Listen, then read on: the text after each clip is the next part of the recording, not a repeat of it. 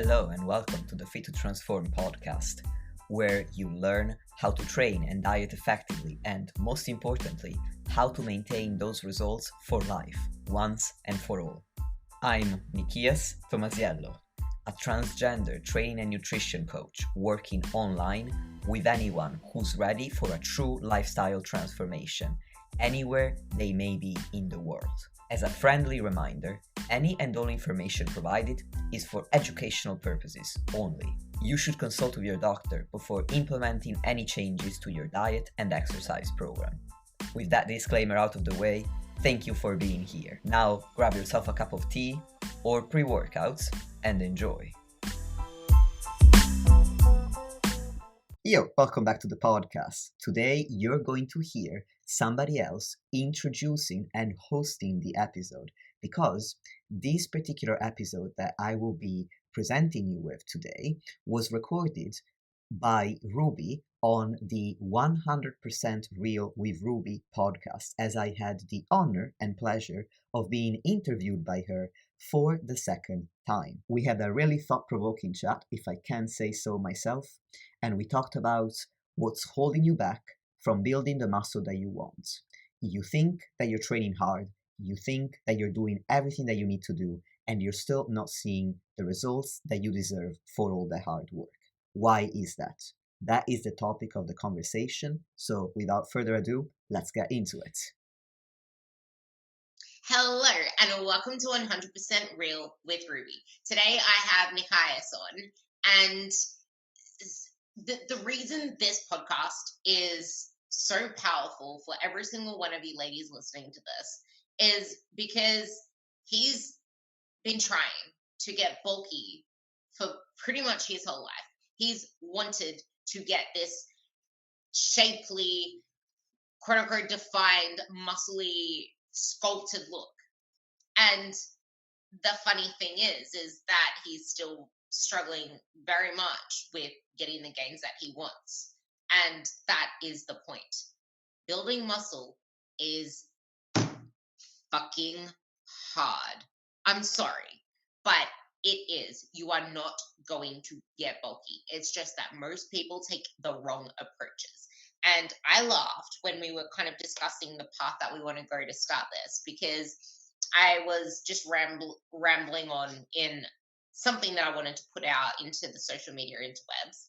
And part of it said that so many people are so focused on the macros of their nutrition.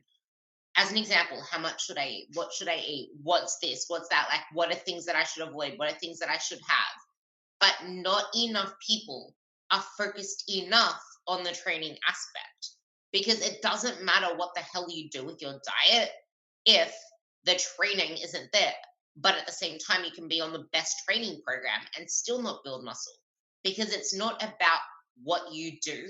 It's about how you do it. And if more people focused on prioritizing for performance, it's kind of funny that you would actually get the physique you always wanted versus trying to optimize for losing the most fat possible. So with that, I'll let Nikias take off. And I know that I completely said that with the wrong accent and all, but I'll let you take over from here. Ruby, first of all, thank you for having me on for the second time. And I understand Nikias is a weird name. It's an originally Greek name. So my name is Nikias, and I have been a certified nutritionist and online trainer for over half a decade now. And as Ruby was saying, I haven't really been trying to build muscle my whole life, but I have been trying to build muscle ever since I got into bodybuilding, which was in 2018.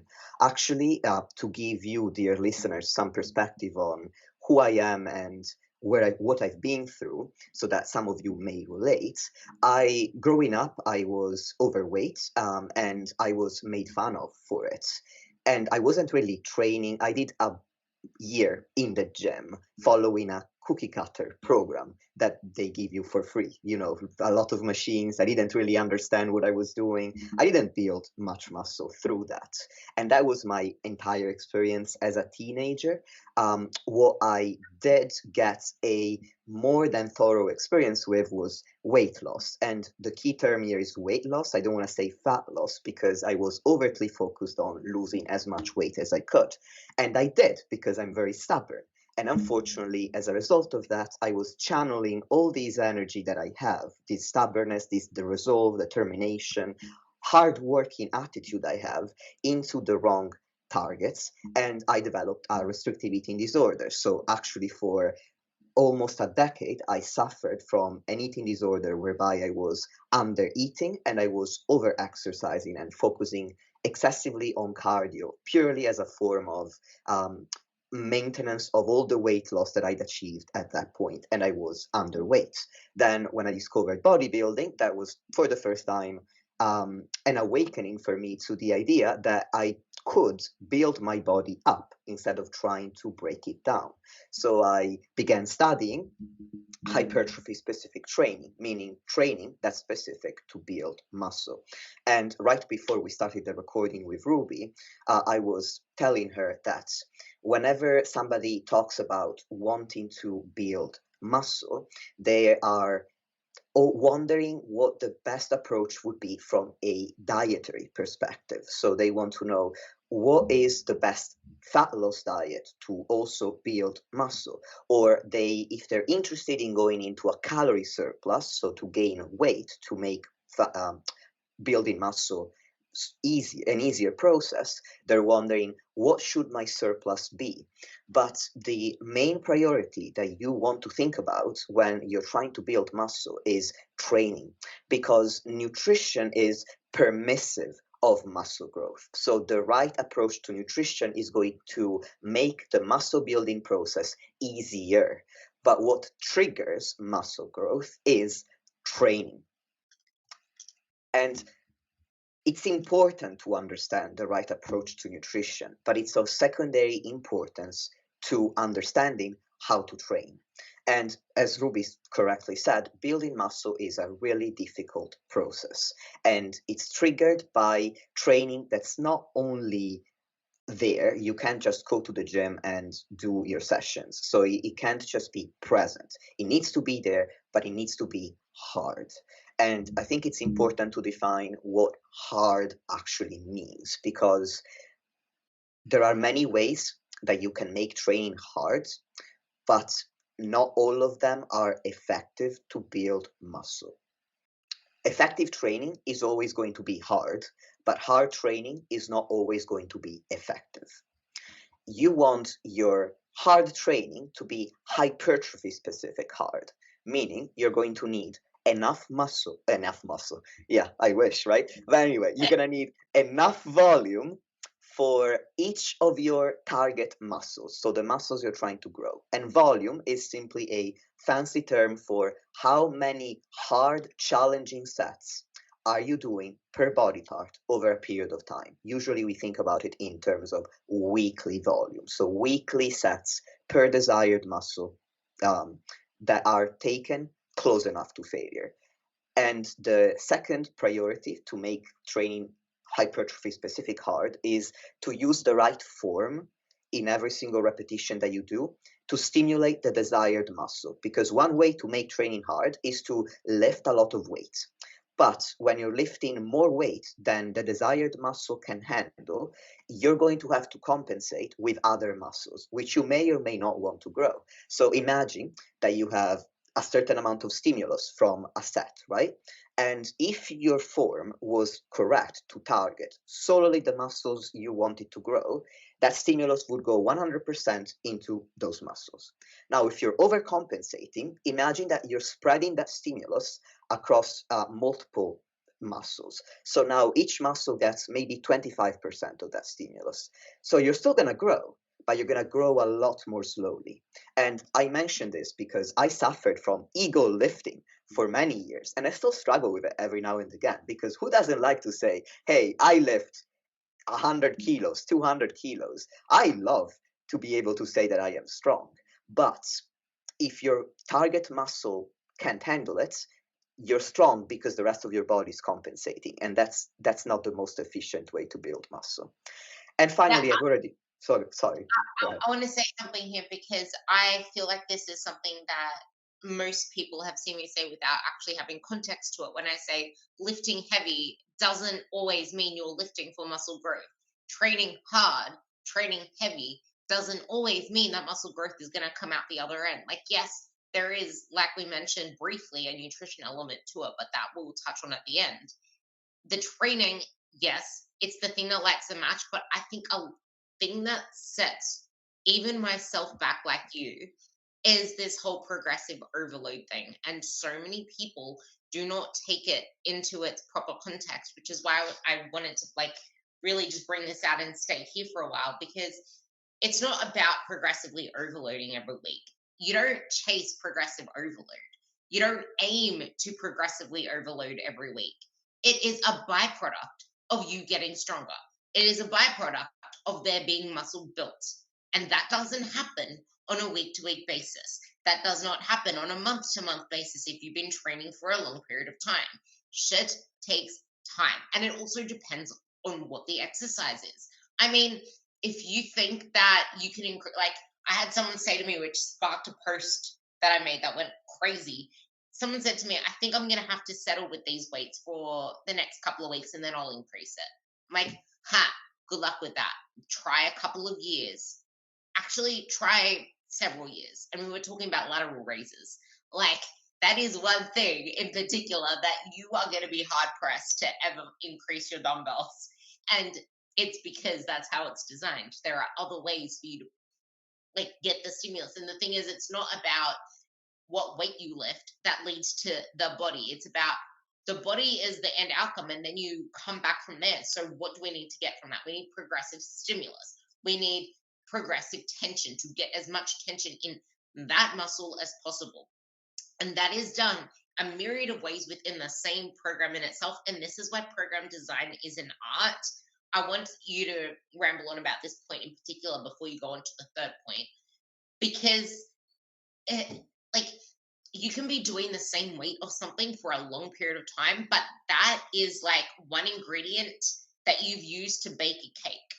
If all the ingredients together have made that cake, that is why the cake rose up. Without the yeast, it wouldn't have risen up. Like there might be this trigger one thing, like the main exercise that has led to a lot of the growth. And no, it won't be the hip thrust. And the reason I mentioned that is because I saw someone using some stupid EMG machine at the gym trying to find what muscles were most activated and things. I'm like, who cares? Just find the position that you can lift the most weight with the right technique and all that kind of stuff. And realize that just because something is really highly amplitude of muscle activation does not mean it's more conducive for growth, which you and I both know that.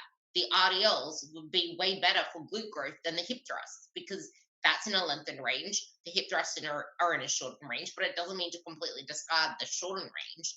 It's part of the program thing. But anyway, people need to stop doing a Ruby when Ruby gets up in her own head as well. So yeah, I know I'm human as well, but it can be so easy to get caught up in chasing the weights and lose your form in the process. But at the same time, you don't want to aim for so much perfection that you don't actually allow yourself to push enough to get the effort out of it. Like this is where the balancing act comes in. This is where it is so important.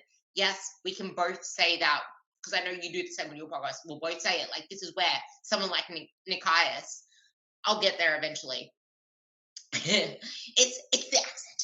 But anyway, that's where Nikias and myself as coaches are fundamental to stopping you spinning your wheels. But I'll let you take over now because that is so important.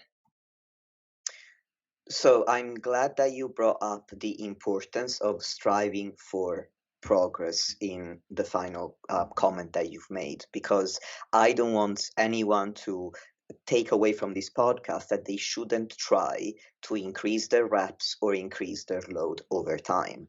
If you take that kind of mindset, then you're going to sandbag your sets, meaning that you're not going to train hard enough.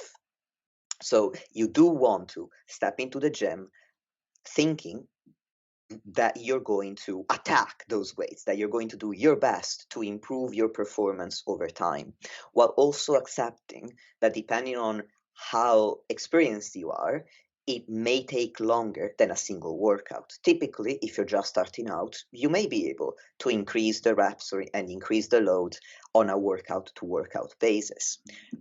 I could go on a tangent on how that's typically because of neuromuscular adaptation, meaning when you start out doing an exercise you've never done before, your nervous system doesn't know how to do it. So it's learning to recruit all the muscles that it needs in the right order and fire each muscle cell in the right order to perform that lift. So while it's learning that, you find that your performance increases quite quickly. But once the neuromuscular adaptations are over, now the hypertrophy adaptations begin and the strength adaptations begin. And typically, neuromuscular adaptations can take up to 10 weeks in complete beginners. And that's when, so in 8 to 10 weeks, you're going to develop those. And then you start making progress at a rate that's in keeping with your actual level of muscle mass and strength. And the more muscle mass and strength you develop, sadly, lifting is a game of diminishing returns. Therefore, the slower your progress is going to be in terms of weight lifted and reps completed, because you need more and more stimulus in order to get more of these adaptations. So it takes longer to accumulate that kind of stimulus. So on one hand, you do want to strive for progress in the gym, but on the other hand, you want to acknowledge that it's not always going to be as quick as it will be at the very beginning of your training. So you're always striving to train hard, but you're also keeping your focus on what's important for muscle growth, which isn't increasing weight and weight and reps every single workout. It's to stimulate the muscle fibers within the muscles that you want to grow. And Ruby, I was listening to one of your podcasts just the other day, and the guest you had on called progressive overload, progressive adaptation. And I really like that term because I believe that progressive overload is a little bit outdated and may mislead people in that they're going to think overload, load, weight on the bar is important. And the weight on the bar is important if your target muscles can handle it. So yes. That's why I personally like saying it's progressive tension for that reason. Exactly, because there's a difference between lifting a certain amount of load and stimulating your muscles. So when we're talking about stimulus for hypertrophy specifically, so for the purpose of building muscle, from research, we know that we're going to get enough stimulus from doing enough sets over a period of time. But on a per session basis, we need to use that form that I was talking about, whereby we are placing the majority of the stimulus, if not all of it, on the target muscles.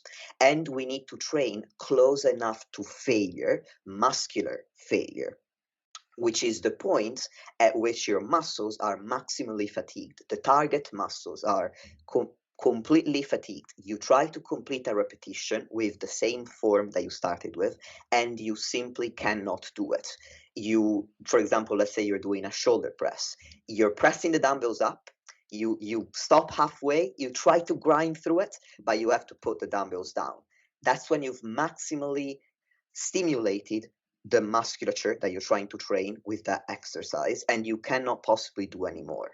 Now, it doesn't mean that we always need to go to failure. We know from research that we can stop within about 2 reps from that point, but most people never get even anywhere close to that level of intensity. So I don't normally. That's why I usually say chase actual failure, because most people can be failing, but it's not actually failing. Yes. And I quickly wanted to touch on the effort part. The honest effort, a lot of people can reach this point, but it's not true honest effort because you're missing other components of an effective program, i.e., resting enough between sets. i.e., this is where performance nutrition comes in, because maybe your max 100 could have been way higher on an absolute scale if you fueled before it, if you were well rested, if you took in all these other considerations that come to your performance. Like honest effort, this is a sliding scale that you can aim to optimize, but also be okay with the resilience aspect when it does slide backwards when you have a bad night's sleep because you're a human. Things like that. It's interesting that you bring up resting enough between sets because what's important to understand is, and that's the reason why I specifically call failure muscular failure. What's important to understand is that within a set, the reason why you stop moving that weight isn't only muscular fatigue or failure. Sometimes you may stop the set because your cardiovascular system is excessively taxed. So, and I mean your heart and your lungs. And this happens, for example, when you're not resting long enough between sets. So you do have to stop and you feel like you've exerted yourself, and you have exerted yourself. You've trained really hard in that set. But what you fatigued is your heart and your lungs. And what you need to fatigue to grow muscle is your muscles. And these are separate systems. So if you're doing, for example, a lot of exercises, a lot of sets, so you might be listening to this and thinking, I am checking out the volume box. It may not be effective volume because to fit all these sets in, you're resting 30 seconds, and then the limiting factor in that set is your cardiovascular system. You need to train so that the limiting factor in a set is your desired muscle. So you stop that set because that muscle forces you to stop. I'm going to feed off that one now. Another thing is that there's no way that you would be recovering from that in time for the next session either. And that is an issue because then that factors into the whole honest effort thing. You can't progressively adapt from what you haven't yet recovered from. But I would also probably pose something on when you said the muscular failure, because today I was training with someone and I didn't rest enough between one of my sets for my leg extensions and I fell short by 2 reps because my legs were just fried. And usually I can get those 2 reps. It's just that I didn't rest long enough. And it's like I could have got 2 extra reps of volume if I had rested long enough before that last set. So, like, these things matter a lot. And it's not about having a set prescription time for your rest times. I don't usually prescribe things unless I'm trying to get a particular metabolic stimulus out of you or just a particular athletic thing from you. Otherwise, it's rest until you are honestly sure that you can give your best the next set so that you can put in honest effort. Because when you're not resting enough, you are not giving your best that session, even though it feels hard, even though it feels heavy. It's just different as an experience. And this is going to feed into what Nikias is going to be talking about at the end of the podcast, and that we don't even know how to experience within our bodies when it comes to my blouses are starting to feel tight. My tights are starting to feel tight. So stay tuned for that, but carry on. It's not really about rest intervals. It's about understanding what makes training effective. Because if we look at this from a different perspective, recently there has been some research done into rest intervals relative to volumes completed. And it's true that if you rest less time, you can complete more volume. But when the researchers compared the higher volume with shorter rest intervals to the lower volume with the increased rest interval, the outcome was roughly similar. So you could get the same amount of stimulus by doing more sets and resting less time, or by doing fewer sets and resting longer. So you are welcome to choose. Obviously, there is a limit to this in that, as we've been saying so far, you need to be still recovered enough to give each set enough effort to reach muscular failure And recover. and recover over from that set, but also from the session as a whole. However, this has been found in research. So technically, you could do more sets and rest less time if that was your preference. However, I do believe that the rest interval was at least 60 seconds, even for the shorter rest periods. So there is such a thing as too short of a rest interval. Don't quote me on the 60 seconds, but I don't believe it was as short as 30 or less. So anyway, my point is that you could choose to do more and rest less, but we also have lives. The majority of us aren't professional athletes who can spend 5 hours in the gym every day. If you have an hour to train, it makes a lot more sense to me to do fewer sets, rest longer, and take each set to muscular failure and get roughly the same stimulus versus doing double the sets, half the rest, and it takes you twice as long. We also aren't in a research lab where people are forcing us to failure for those last sets of the very session, where usually the typical person, especially if you're a woman over 40, where like women over 40, you guys have less recoverability. You have hormones at play as well. You are not going to be pushing your absolute maximum at the end of a session unless there is someone grinding in your face, yelling you to fail. So we need to take everything into context there as well. I love the points you brought up.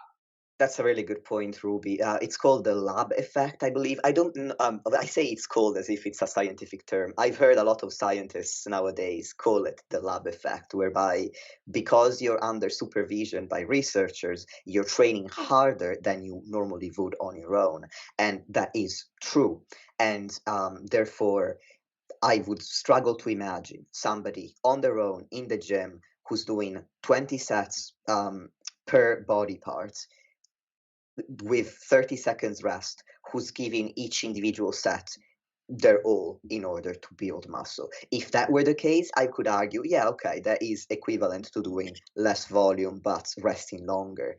But the reality of it is, after 5 sets like that, your tongue is on the floor. You can't breathe. You are cursing whoever created that program for you. You are hoping that it's over, yeah, that it was over yesterday. You're not really focusing on muscular failure, and that is why I completely understand that you're frustrated, because you feel like you're working so hard, and you are, but the work you're doing is inefficient, and that's why you're not getting the outcome that you expect from the amount of effort that you're putting in. And it's simply because it's not that you're lazy or you're not putting in enough effort, it's that the effort is misplaced. So if you want to put your effort in the right place, you need enough volume per target muscle to grow, but also that you can progress with and recover from. You need the right form to stimulate the desired muscle, and you need to achieve a close proximity to failure. And for the majority of people, especially if you train 3 days per week, which is the average for a lot of people who are reasonably active, then you have 4 days out of the week that you can recover. Therefore, take each set to muscular failure, because you're going to have the time after to recover from that. Once you're training 4, 5, 6 days per week with appropriate volume and form, you may not need to go to failure on every single set, but you're still going to have to take each set very, very close to failure. But typically, those people are also a little bit more experienced with training, so they find it easier to stop close enough to failure without taking the set to absolute failure, and they still get good results from that. But if you're listening to that and you cannot honestly say that you even know the difference between having 1 rep left before failure and having 2 reps left or 5 reps left, then you have to practice failure on pretty much the majority of the sets you do where it's safe, because otherwise you're simply not experienced enough to understand when that set has become effective. And the most foolproof way to make a set effective is to simply take it to failure. I honestly do encourage people to just take them to failure and get like you can do less but more effectively that way, and you don't have to second guess what you're doing. And I got one of my girls a 100 kilo PB on her leg press simply because of the fact that I was seeing her put in her logs 80 kilos times 10, 100 kilos times 12, 120 kilos times 12, and then 135 kilos times 13. I'm like, Why are your reps going up? Why is your weight going up? These were all warm-up sets. I want you to start at 140 next time, bro. And she started at 140 and then she worked her way up again. I'm like, you just got yourself a 100-kilo PB and you weren't even trying. Like, it was, yeah, it's like you guys can do so much more than you realize, but at the same time, you want to make sure that you at least film your stuff for a coach. Again, plugging for coaches, because like so many times, I'm sure you get it as well, people do not do full depth squats. People do not have proper hinges. People are not doing effective training to target that muscle because they haven't learned how to build that skill yet. And it's not your fault. Nobody is brought up to learn this stuff unless you went to school to study it for long enough. This is why getting a coach, even for a year, can pay dividends down the road, because then you don't have to spend money doing useless cycling around the block bullcrap, and you can actually drive to a direction. Anyway, that being said, I think we covered most of the most important parts about training, but honest effort comes a lot down to your nutrition as well. Because, as an example, I used this example before as well. If you're on a low carb diet, things are going to feel really hard, but they're not going to be at the absolute level that they could be if you were fueling with carbs. If you went into a workout fasted versus fed, same thing. If you are in a deficit versus whether you're at maintenance or a surplus, same thing. And the mental aspect of that comes in as well, because I know mentally, if I'm not eating enough food, my performance immediately gets hit. I get hit really hard mentally with the fact that I'm in a diet. It's just the way that I personally respond. Most people just get it physically. So that's something to keep in mind as well. And short term, this is something that you already touched on before, that we wanted to talk about the short term and long term of this. And that in the short term, your pre-workout nutrition is probably the most important thing that you need to worry about. I think too many people fluff about with, oh, you need an intra workout. I don't think anyone listening to this needs an intra workout.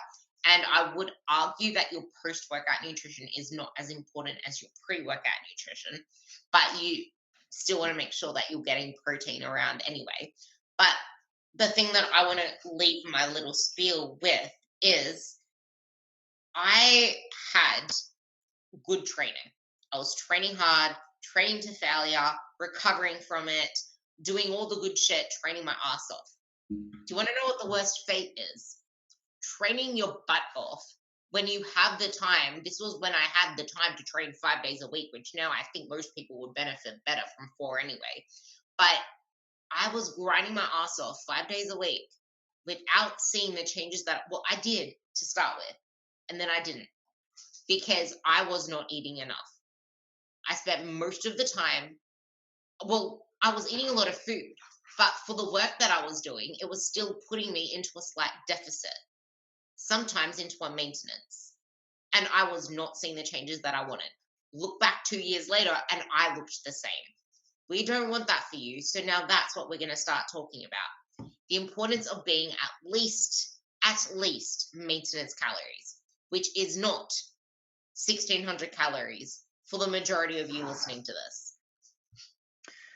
So you can look at nutrition to fuel performance from 2 different perspectives. And as Ruby introduced, I was going to talk about 2 time-bound perspectives, the long term and the short term.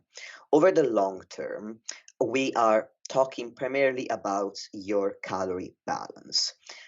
So whether you are at maintenance calories, in a surplus, or in a deficit. And if you want to truly prioritize building muscle, then the best physiological environment to build muscle is a moderate surplus, whereby you are gaining weight, which means you are going to gain some muscle and some body fat. And that simply makes the muscle building process the fastest that it can get when paired with the appropriate training that we've just spent half an hour talking about, so I'm not going to go back there. Now, the second most efficient physiological environment to build muscle is your maintenance calories, whereby you're not gaining weight, but you're supporting effective training, so that over time your body composition is going to change. At the same weight, you're going to have more muscle mass. And if the weight on the scale is not moving, that can only happen if you lose something else, because you can't add something without changing the quantity. So if you're building muscle, you're adding muscle mass, then you are losing body fat. It's necessary if your weight stays roughly the same within a couple of pounds. That is less efficient than being in a moderate surplus because it takes longer. It's a route that you can go down if it works better within your lifestyle. And if Ruby wants to, I'm happy to talk about that. And when you might want to go into a surplus versus when you might want to stay at maintenance. And they're equal. They're both effective. The timeline is simply different. Now, the least effective. Go ahead. Just because you mentioned the timeline part, this is what screws a lot of people over, because you're like, people are impatient as hell. The worst fate that you can give yourself is to play it safe. Like, the reason people are so scared, I would love you to go on about this one as well before we touch into the least effective. But the reason people screw themselves up so much is because of everything we spoke about before. People focus on the wrong thing when it comes to building lean muscle tissue. That's number one. Number two is because of the bro bodybuilders online. There's three reasons. The bro bodybuilders online, bulk. I hate the word bulk. Let's think build, because when it comes to bulk, there's large surpluses attached, which is why you gain more fat, because you cannot force feed muscle growth, which is why, like he said, a slight surplus. A slight surplus. And this is why being at least at maintenance, and this is where the real reverse diet starts. This is what I like calling the reverse diet, not the deficit to maintenance bullshit. Just get out of the freaking diet and eat your maintenance calories. The rest is bullshit. It's just mental masturbation. Diet to maintenance. After the maintenance phase, that's when you can reverse diet up to find a surplus that allows you to perform at your best while building lean muscle tissue. Because most of you are impatient. Most of you are comparing yourselves to the online world. Most of you are seeing people on PEDs, aka illegal steroids, with Photoshop, with good genetics, which that could be a BBL, or it could be the fact that that's where she stores most of her body fat, which is why it looks like her glutes grew that much. Stop comparing your glutes. Glutes are largely genetic.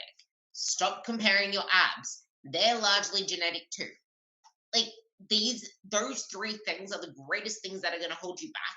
But the worst fate is, like I said, not understanding your expectations need to be in line with what you are willing and not willing to do. And I have a client who were going to do a brief little diet phase for 3 to 4 weeks before bringing her out of one again. But the thing is, she's already pretty slight. And this is why I wanted you to talk about the maintenance and surplus later. She's already pretty slight. She didn't really build that much muscle eating in her maintenance calories, because she needed to actually eat a lot more food because there was not really much of her to start with. And it's in these periods of times where we do need to learn the hard way and realize, oh, I didn't actually have the muscle developed yet there to uncover. Now I know I can trust myself to push myself into a surplus. But I want to talk about why people stray away from the surpluses once you talk about the least effective as well. So what you said, that you can't force feed muscle growth, is something I talk about all the time, because when we're looking at the very small amount of research we have on surpluses for muscle gain, what we can see is that when you compare a group of subjects that's in a larger surplus and a group of subjects that's in a smaller surplus over the same period of time, doing the same training program, the outcome is that the people in the greater surplus gain more weight but that's because they gain more body fat. The difference in muscle gained is not significant.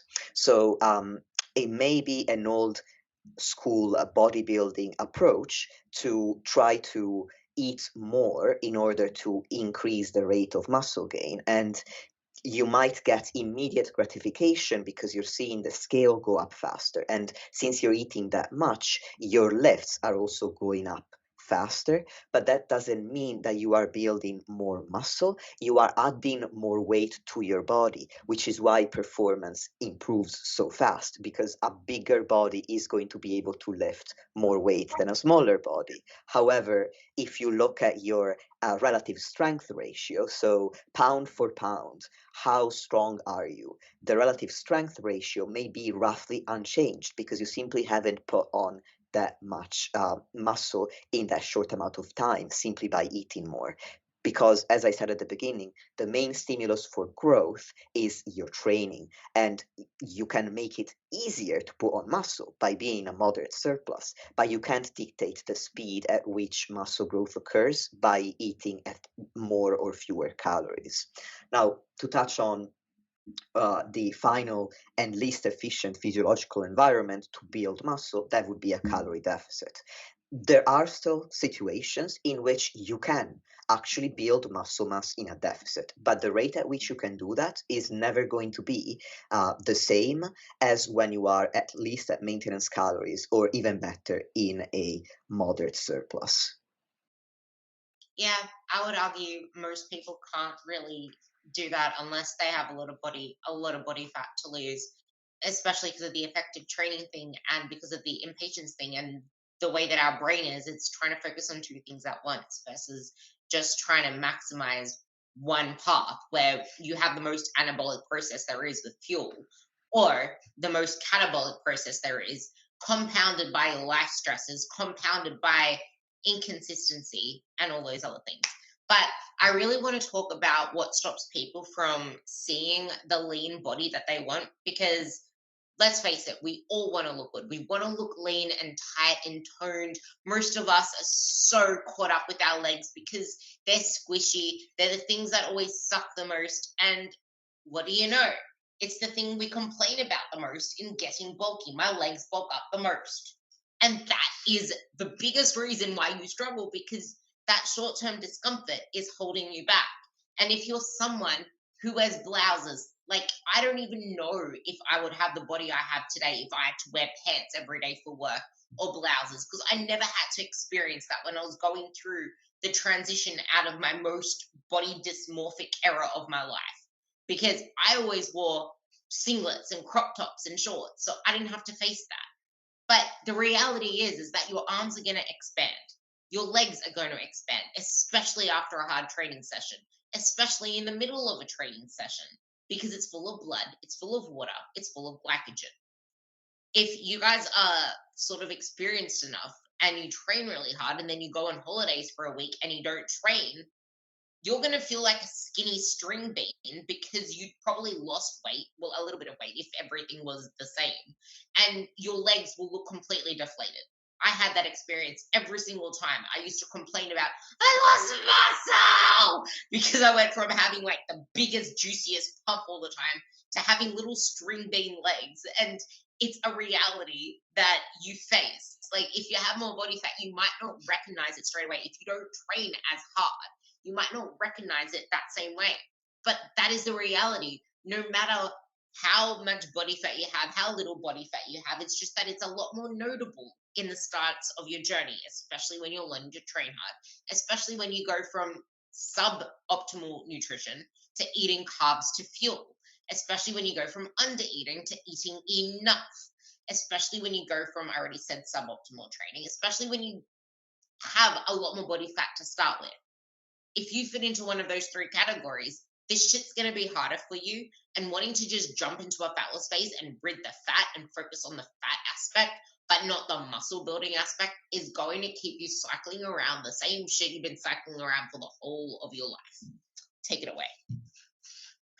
So you're saying you want to talk about what holds people back the most from achieving the physique that they want.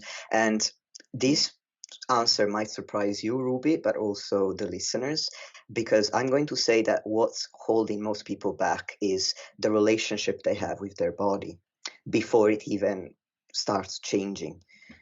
And this is called your body image, meaning the feelings and the thoughts that you have about your body. It's not really about what your body truly looks like, it's how you perceive that it looks like based on your feelings and your thoughts. And the reason why I say that it's what holds people back the most is that a lot of people who are unsuccessful with changing their body composition start a training and nutrition program from a place of self hatred, where they not only hate their body, but through their body, they hate themselves because they are diminishing themselves to a single aspect of their entire being, meaning their physical body. Your body is a vessel that carries you through life. It's not you. You are not your body. It's a part of you. And I'm not saying that you should love your body. You didn't choose your body when you were born. Believe me, I know, because I am a transgender man. I certainly did not choose to be born in a body that's physiologically female. So yeah, anyway, um, you didn't choose it, so you are allowed to not like certain parts of it. You're allowed to say, I don't like my nose. You're allowed to say, I don't like my belly. I am allowed to say, I don't like that I was born with boobs, because that doesn't vibe with what my brain feels should be right. That's why I recently had my boobs surgically removed. Yay me. So we are allowed to not love our body all the time. We're allowed to dislike certain parts of it. We are allowed to want to change certain parts of it. I do it surgically. You might want to do it with a lifestyle change to lose some fat from around your belly. What's important is that you do your best to separate your worth from what your body looks like, and that you take changing your body like you would take any other hobby. The way I like to think about it, I am extremely passionate about bodybuilding, which is the act of building muscle and losing body fat, the act of sculpting your physique. My clients call me Michelangelo because I was born and raised in Italy, and well, obviously That's Michelangelo is a sculptor and painter. So anyway, I am very passionate about that. But when it comes to my own body, and I am in the process of improving my body image like everyone else, because an important aspect to understand is that you don't just improve your body image and it's good forever. It will ebb and flow. You will have peaks and you will have troughs where you feel really good and you don't feel so good about your body image. So you always have to work towards a better body image. And something that really helps me and has helped me historically improve my own body image was to see my body as a sculpture that I am um, changing and I am manipulating with my nutrition and my training. But it's not who I am. It's not my worth. Whether my body changes the way I expect to by adding muscle or losing fat has no bearing on how good I feel or how worthy I feel of existence, of love, and of appreciation and respect from other people. And once you're able to reach a point where you don't have to love your body, you don't even have to like your body, but you need to respect your body because that sack of bones and flesh is carrying you to the grave. If you did not have a body, you would not be here. So, at the very least, if for no other reason than because it keeps you alive, that thing deserves your respect. That vessel deserves your respect. And once you truly build respect towards your body and you separate yourself from it, and I talk about it as if it's simple, it's not going to be an overnight job, but it is so worth it to go through that challenging phase of improving your body image, which I help my clients through when necessary. If you do that body image work first, you are going to remove an enormous obstacle towards achieving the body composition changes that you want. funnily enough, at that point, you will not even care so much about changing your body anymore, because the reason why you do right now is that you think that it's the only way to gain that self respect that you don't have, that self confidence that you don't have, that respect from other people and love that you think you're not worthy of. But once you realize that that's not the case, because working through your body image leads to you realizing that there's so much more that you give to the world and that you can give to yourself than your body, that you eventually think to yourself, you know what, I don't really care if my body changes or not, because I already know I'm worthy for all these other reasons. But if you are passionate about bodybuilding like I am, you will still care about making those changes, because again, it will be a matter of improving upon a masterpiece, the masterpiece being your body, which is separate from you. And that's I when was just going to say that part just because I love that part so much. I want to just park it right there. It is so funny that once you have healed this relationship with your body, the whole process becomes so much easier because guess what? Like I say, this is when you make decisions based off logic and reasoning, not based off emotion. That is when you get your best results ever, and you fall in love with the process. Because it wasn't until I finally accepted, like I fought the process. I struggled so much for about 5 to 8 months. I can't exactly recall, but once I broke past that barrier, I look back at old photos of me, 6 kilos slash 12 pounds heavier now, and I'm like, fuck, I was loving my life there. And I remember the process there, how grueling it was. But if I didn't go through that process, I would not be where I am now. And I'm about to go through something similar again because I want to, like you said, I want to further improve this masterpiece, but I can't do that staying at maintenance. I need to eat into a slight surplus. I need to find that slight surplus by the art of reverse dieting from maintenance to surplus. And that's the thing. I don't just slab on an extra 500 calories. We're trying to find it there. And I'm enjoying the process. I'm loving the gym. I'm not hung up about the same things I used to be. And this is where you want to live. Like, think about that. Like, even just pause this podcast and imagine what life would be if you didn't spend all of your waking hours feeling guilty over indulging in freaking chocolates and cookies and choc chip cookies and even alcohol because of the situation you're in within your life and within your own body. Because it all is part of the same thing. Imagine a life where you're actually loving the life that you live in. You're confident. You're happy with however your body fluctuates, and you don't let a painful, huge feeling belly on your period throw you off down the course back into yo yo land. This shit matters. And it's why I also set the timestamp for when we started talking about this, because this part of the conversation is the most fundamental. No body changes that are permanent can be made on an unhealthy relationship with your body, which is the fundamental part of an unhealthy relationship with food. It all comes down to your relationship with yourself. You can tie it off from there because that was perfect. Thank you.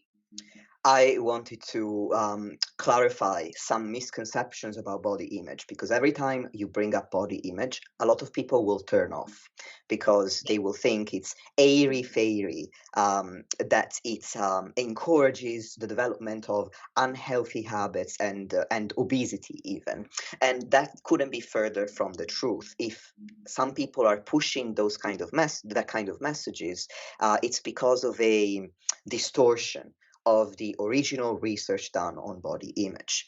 When you have a positive body image, what it means is that you separate yourself from your body, so you see your body as a part of you, you respect it, but you acknowledge that you want to change some aspects of it if you do, or you are honest about it and you realize that whether you want to change your body or you don't, you might have to.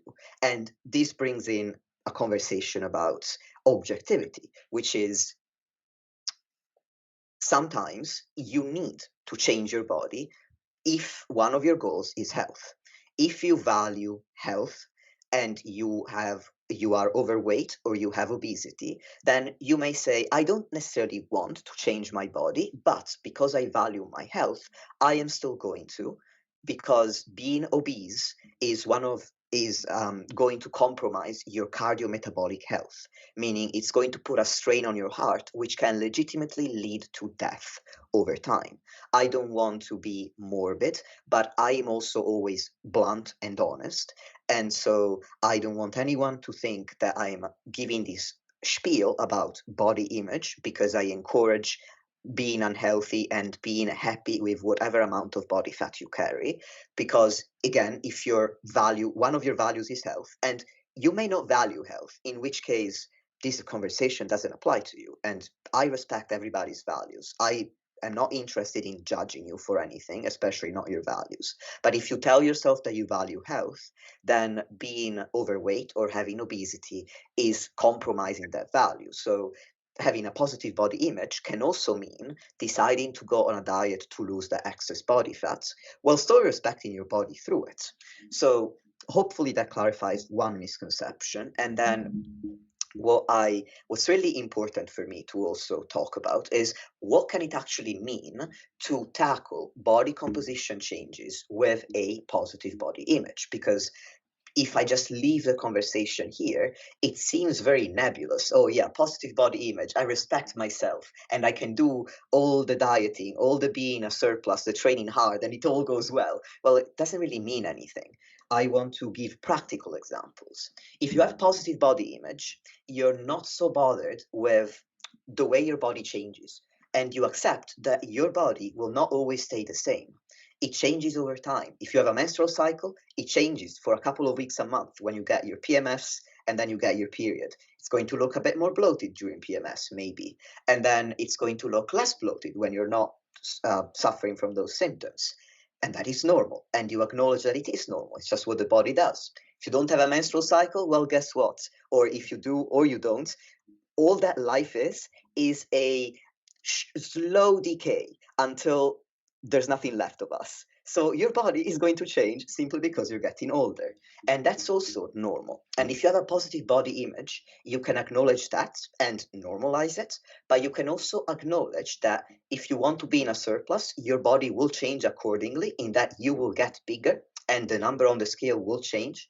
And if you're in a deficit, the opposite will happen, and your body will get smaller and you will weigh less on the scale. And you can normalize that as well, because I believe that the majority of us can accept that we're going to change because we get older and because if you have a menstrual cycle, because you have certain symptoms. But I think a lot of people struggle to accept that your body changes depending on your calorie balance over time.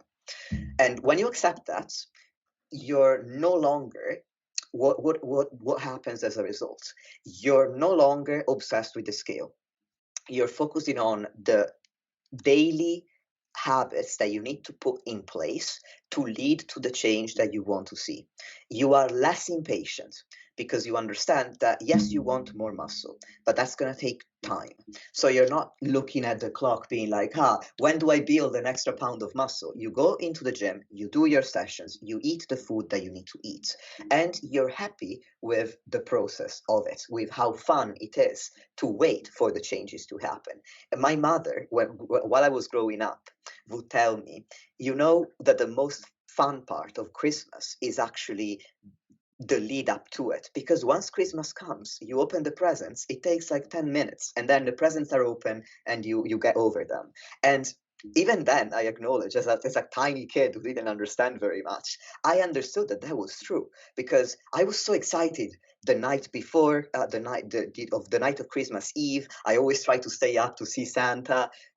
Leading up to it, I was thinking, oh, I wonder what my presents will be. And then I would open the presents, I would look at them and be like, okay, these are cool, and then move on with my life. And if you're so focused on the outcome as opposed to the process, you don't get this excitement for Christmas to come. You're so focused on Christmas, meaning the physique that you're trying to build.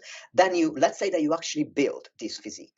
You're going to look at it for 5 seconds in the mirror. You're going to go, hey, yay me, I got here. And then what? And then despair hits you, like this existential crisis hits you, because you're like, I've just spent all these years trying to get here. Now I'm here and I don't even care that much because it's literally just a look in the mirror. Whereas you're not going to get this existential despair if you fell in love with the process of training and of fueling your body and you liked every day, or at least appreciated most days, because we don't always like training or eating, that's fine, but you appreciated what it was doing for you at the time. And that increases your quality of life, which in turn improves your mood. If you have a better mood, you're going to be more motivated to actually engage in these behaviors. If you engage in the behaviors, you're going to get the results you want. If you get the results you want, you get even more motivation. And to touch on motivation, people think, oh, I need to be motivated to get the results I want. That's not true. You need to start acting. The cycle isn't motivation, action, results. It's action, results, motivation. Because we gain motivation from seeing that the effort we're putting in is yielding results. So when somebody tells me, oh, I need to, I'm not motivated, and I'm going to start when I'm finally motivated, you need to start now because it's the only way to start getting motivated. And now you could say, well, I've tried to start multiple times. Well, the problem is that you were misplacing your efforts. And if you don't have the expertise to know where to place your efforts, which I completely understand, I've been studying this for over half a decade and I still have so much to learn about building muscle and losing fat. So I appreciate that you have another job. You're not a coach, you're not a personal trainer, you're not a dietitian. Of course, you don't have the time to dedicate to learning what is my full-time career. Then you need to hire a coach. And that's getting their professional help, their plan, their method, which actually is effective, is going to lead you. It's going to lead your actions to beget the results that you want. And that's when you're going to get motivation at last.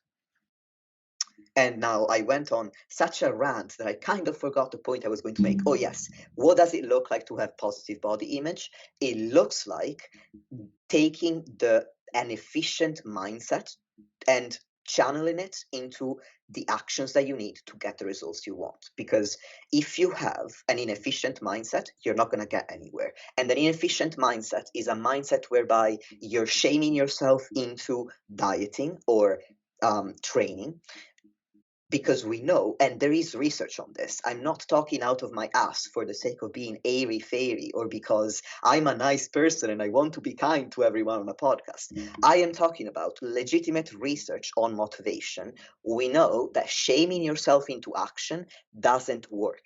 It might motivate you in the short term, it doesn't last. So developing a positive body image means that you're going to develop a more optimistic and a more positive attitude towards what you're trying to do, whereby you're going to start seeing eating in a certain way and exercising in a certain way as a way to respect your body, as opposed to a way to punish it because it doesn't look like the way you want.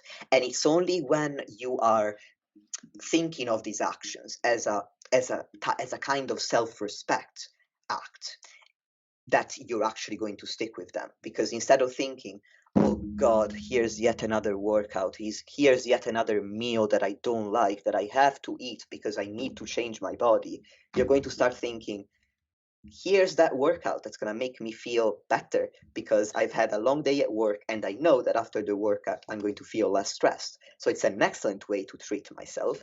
And here's this meal that has all the nutrients that I need to feel good in this body, to have the energy that I need to train, but also to live the rest of my life, because there's a lot more to life than just training. And we need calories and nutrients for all of it. And that is the end of my TED Talk. I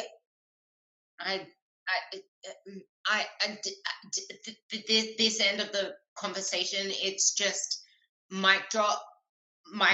It's everything that I was saying before in terms of this is when you start to make decisions based off the actions you need to take, based off rationale, based off logic, based on what actually gets you to the outcome, not because your mood says this, your sensations say that. You haven't yet learned, like, once you do this the right way, you won't have to keep doing it over. Like, this shit is so important. It is not letting yourself go. It is the fundamental step to get to where you want to be, which isn't just a physique. It's to feel free within that physique, not like it is a friggin' shell that's enclosing you like a prisoner. This stuff is elating, it's electrifying, it's health magnifying if you allow it to be. But I just loved that whole end of the conversation. I really hope you guys take something away from this and trust the work that you're putting in. And you can tell, Ruby, that I agree with you that this is so important because, dear listeners, you might have noticed that I got really, really into the conversation. I got really impassionate as I was talking. I got so impassionate that now I'm red in the face. I am sweating, and I'm thinking, after this podcast, I gotta open a window because, man, I am a hot mess. But that's because it's so crucial to actually getting the results that you're after. Self-respect. That's where you need to start if you want to change the way that you look.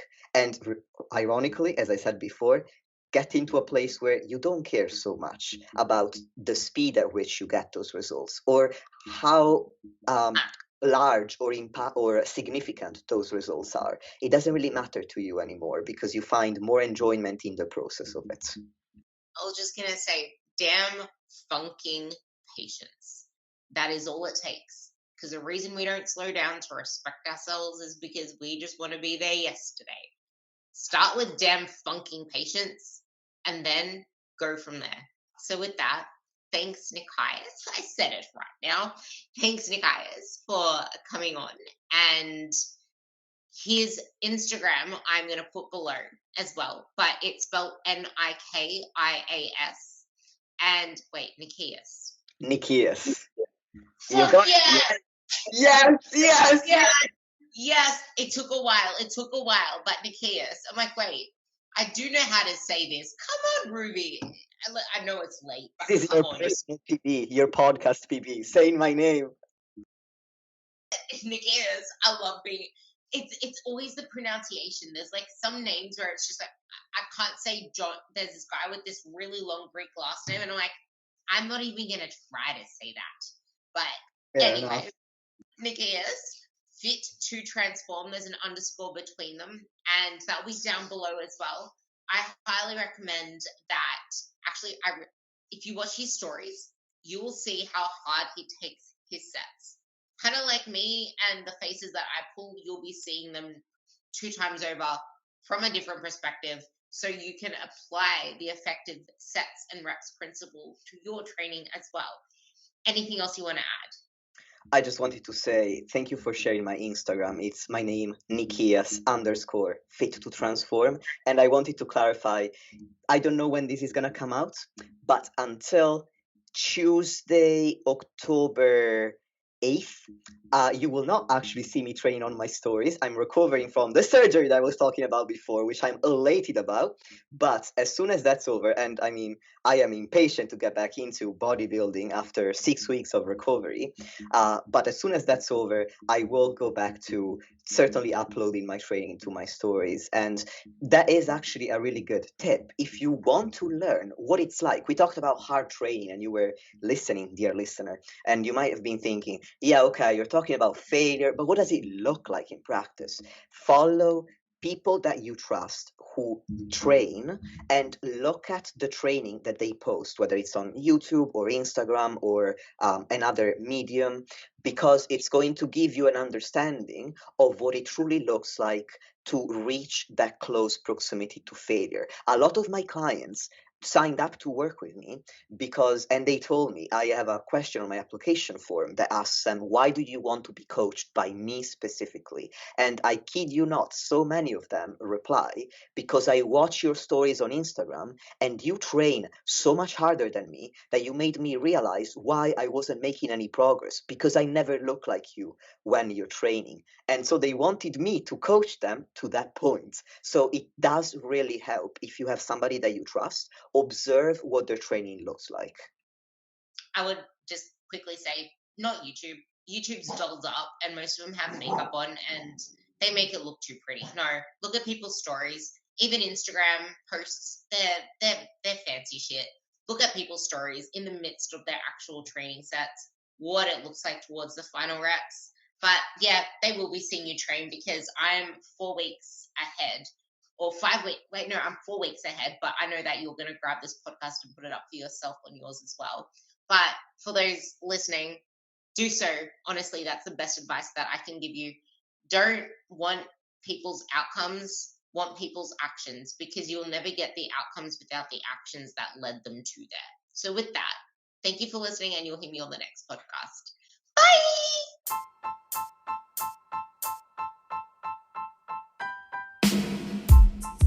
Lastly, if you want to support the podcast and help me reach more people, please leave a 5-star rating or review on any podcast platform that you're using. Thank you very much for listening, and I'll speak to you soon.